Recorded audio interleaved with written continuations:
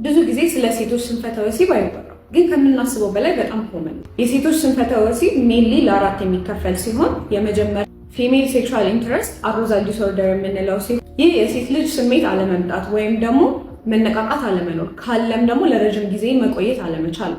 ሁለተኛ ፊሜል ኦርጋዝሚክ ዲስኦርደር የምንለው ሲሆን ይሄ ደግሞ ፍላጎት ኖሮ በቂ ስቲሙሌሽን ኖሮ ግን እርካታ ላይ መድረስ አለመቻል ነው።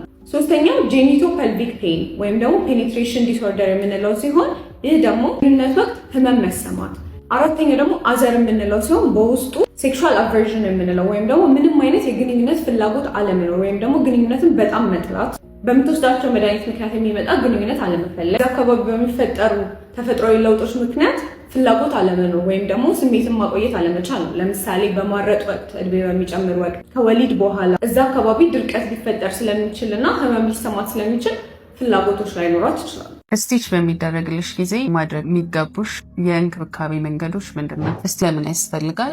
የጽንሱ ኪሎ ከፍ ያለ ከሆነ፣ የጽንሱ ልብ ምት ጥሩ ካልሆነ እና ለአደጋ የሚያጋልጥ በሚሆን ጊዜ ፊስቱላ እና ሌሎች ጉዳቶች እንዳይከሰቱ ለማስባት በመቀስ ይህንን እናደርጋለን። ቁስሉ እንዲድን አንቺ የሚጠበቁ ነገሮች ምንድን ናቸው? በውሃ በቀን 4 ጊዜ መዘፍዘፍ፣ በጨው ሳይሆን በውሃ በቀን 4 ጊዜ መዘፍዘፍ፣ ሰፋ ያሉ ልብሶችን መልበስ፣ ድርቀት እንዳይኖርሽ መጠንቀቅ። ከዚህ በፊት በነበረው ቪዲዮ ላይ ስለ ድርቀት ያወራሁትን ተመልከቺ። መንገል፣ መጥፎ ጠረን ያለው ሽታ መውጣት ከጀመረ ደግሞ ወደ ወለድሽበት ቦታ በመሄድ ሕክምና ማድረግ። ወንዶች ስትራመዱ እርምጃቸውን ፈጠን ፈጠን ማድረግ ከቻላችሁ ወደፊት የኤሬክታይል ዲስፈንክሽን ወይም የስንፈተ ወሲብን የመያዝ እድላችሁን ትቀንሱታላችሁ። ይህ አሁን ላይ በአይሲሲም ማርች ላይ በተደረገ ጥናት የወጣ ነው። ይህ ምንድነው? ለብልት ዝግጁነት ማጣት ወይም ለስንፈተ ወሲብ ከሚሰጠው የህክምና ምክር አንደኛው ኤሮቢክስ እንቅስቃሴን እንዲያደርጉ ወይም ስፖርትን እንዲሰሩ ነው። ይህም ደግሞ የደም ፍሰቱን እንዲቀላጠፍ ያደርጋል። ኢንፍላሜሽን ወይም ብግነት ካለ እንዲቀንስ ያደርጋል። ስለዚህ ኤሮቢክስ መስራት የማይችሉ ሰዎች በምን መተካት ይችላሉ በሚለው ሲጠና እርምጃችሁን ፈጠን ፈጠን በማድረግ እና ቶሎ ቶሎ በመራመድ ወደፊት ያለ የኤሬክታይል ዲስፈንክሽን የመያዝ እድላችሁን መቀነስ ትችላላችሁ። ልጆ በሆድ ቁርጠት እየተሰቃየ ከሆነ ይሄ ቪዲዮ ለእርሶ ነው። ታይልኮሊክ የምንለው ኮመንሊ ከ20 እስከ 30% የሚሆኑ አራስ ልጆች ላይ የሚከሰት ሲሆን ይህም ከህፃናት የማያቋርጥ ኮንቲኒየስ የሆነ ኦልሞስት ከጩኸት ያልተናነሰ ለቅሶ የሚኖራቸው የሆድ ቁርጠት አይነት ነው። በዚህም ሰዓት ልጆች መወጣጠር፣ ፊታቸው መቅላት፣ እጃቸውና እግራቸውን ወደ ላይ መሰብሰብ፣ ወዳቸው መወጠር ይኖራቸዋል። ይህም የሚከሰተው ኮመንሊ ከ2 እስከ 3 ወር ባለው ጊዜ ሲሆን ኮመንሊ 6ኛው ሳምንት ላይ ፒክ ያደርጋል። ኦልሞስት በቀን ከ3 ሰዓት በላይ ሊያለቅሱ ይችላሉ። በሳምንት ከ3 ቀን በላይ ሀፕን ሊያደርግ ይችላል። እንዲሁም እስከ 3 እስከ 4 ወር ባለው ጊዜ ውስጥ ሊቆይ ይችላል። ታዲያ ኢንፋንታይል ኮሊክ ነው ለማለት ልጁ ቁርጠቱ ካለፈ በኋላ ኖርማል ለድሮ ተኛት፣ መጥባት፣ መጫወቱን ይቀጥላል ማለት ነው። ይህም በሚሆንበት ሰዓት ተጨማሪ ሌላ ትውከት፣ ማስቀመጥ፣ ሆድ መነፋት፣ ንቃት መቀነስ፣ ሌላ ነገሮች ካሉ ወደ ሐኪም በመሄድ ማማከር ያስፈልጋል። ታዲያ ይህ ነገር ያቺ ታይም ስትመጣ ቁርጠቷ ስትኖር ልጆቹ ይነጫነጫሉ። ያቺ በምታልፍበት ሰዓት ደህና ይሆናሉ ማለት ነው። ታዲያ ይሄ በሚከሰትበት ሰዓት ምን እናርግ ለሚለው የተወሰነ ቲፖችን ነግራችኋለሁ። አንደኛ ቁርጠቱ በሚኖርበት ሰዓት ልጆቹን በሆዳቸው ወይ እግራችን ላይ ወይም ደረታችን ላይ በመደገፍ ማሳለፍ እንችላለን። ሁለተኛ ደግሞ በጣም በሚያለቅሱበት ሰዓት አንዳንድ ልጆች በጣም ኦቨር መጥባት ይፈልጋሉ፣ አንዳንዶቹ ደግሞ መጥባት አይፈልጉም። በጣም መጥባት የሚፈልጉ ሰው በምናጠባቸው ሰዓት አግሬሲቭሊ ስለሚወስዱት አየር አብረው ይስባሉ።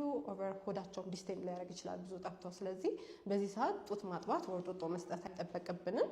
ፓሲፋየር የሚወስዱ ከሆነ ፓሲፋየር ለማረጋጋት ይረዳል። ፓሲፋየር መስጠት እንችላለን። ሌላ ማድረግ የምንችለው ደግሞ ሞቅ ባለ ወይም ለስ ባለ ውሃ ማጠብም ያረጋጋቸዋል። እንዲሁም የተወሰኑ ኤክሰርሳይሶች ላይ እንደ ባይስክሊንግ እግራቸውን እንዲህ ማወዛወዝ፣ አጠፍ ዘርጋ ማድረግ፣ እንዲሁም ቀስ ብለን ከግራ ወደ ቀኝ ሰርኩላር በሆነ ሞሽን ማሳጅ ማድረግም የተወሰነ ቁርጠቱን እንዲቀንስ ይረዳል።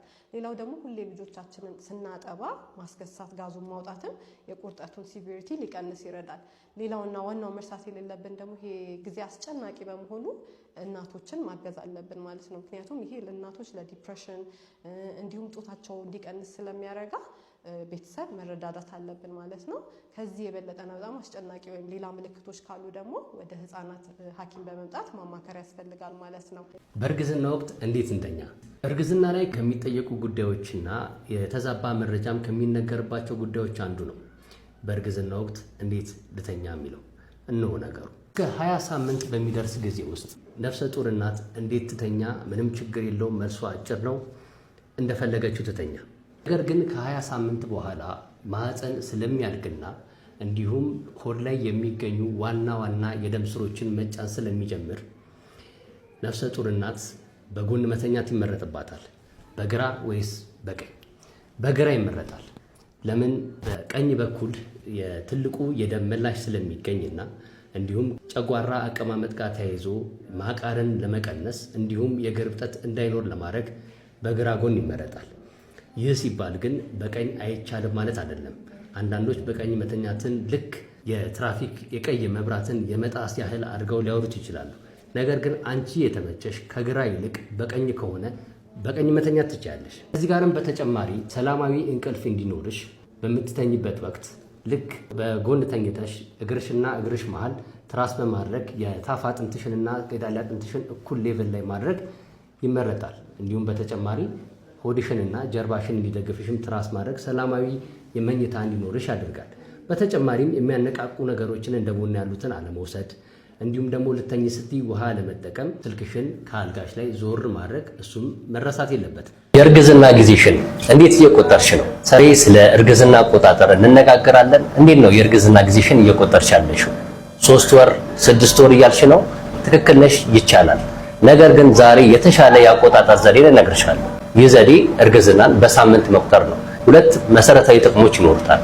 አንደኛው ጥቅም የተሻለ ተግባቦት እንዲኖርሽ ሲሆን ምንም ግርታ እንዳይፈጠር የሚያደርግ ዘዴ ነው። ለምሳሌ ብንወስድ ለአንዳንዶች 28 ሳምንት 7 ወር ብለው ሊያስቡት ይችላሉ። ነገር ግን በትክክል ካሰላ ነው 7 ወር 210 ቀናት ይሆኑታል። 210 ቀናት ደግሞ 30 ሳምንት ነው የሚሆነው። ሌላ ምሳሌ ብንጨምር ለአንዳንዶች 36 ሳምንት 9 ወር ብለው ይተረጉሙታል። ነገር ግን 9 ወር 270 ቀናት ሲኖሩት ይህም 38 ሳምንት ከ4 ቀን ነው የሚሆነው። በ36 ሳምንትና በ38 መካከል በጣም ከፍተኛ ልዩነት አለ።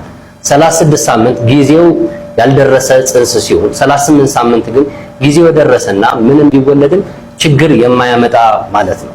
ስለዚህ በወራት ከመቁጠር ይልቅ በሳምንት መቁጠር የተሻለ ግርታን እንዳይፈጠር ያደርጋል። ሁለተኛው በዓለም አቀፍ ደረጃ በየትኛውም ተቋም የምንጠቀመው ዘዴ በሳምንት መቁጠር ነው። ስለዚህ አንቺም በሳምንት የምትቆጥሪ ከሆነ ከየትኛውም ጤና ባለሙያ ጋር ከአንድ ጤና ባለሙያ ወደ ሌላ ጤና ባለሙያ በምትሄጂበት ጊዜ የተሻለ ተግባቦት እንዲኖርሽ ያስችላል ማለት ነው። እንዴት እንቁጠር? የወር አበባ የመጣበትን ቀን አንድ ብለሽ ታሳይና እስካሁን የደረሽበትን ጊዜ ያሉትን ቀናቶች ለ7 በማካፈል የሚመጣው ውጤት የሳምንት ጊዜ ነው ማለት ነው። ስለዚህ አንቺም በዚህ ዘዴ በመጠቀም የተሻለ ተግባቦት እንዲኖርሽ እመክራለሁ።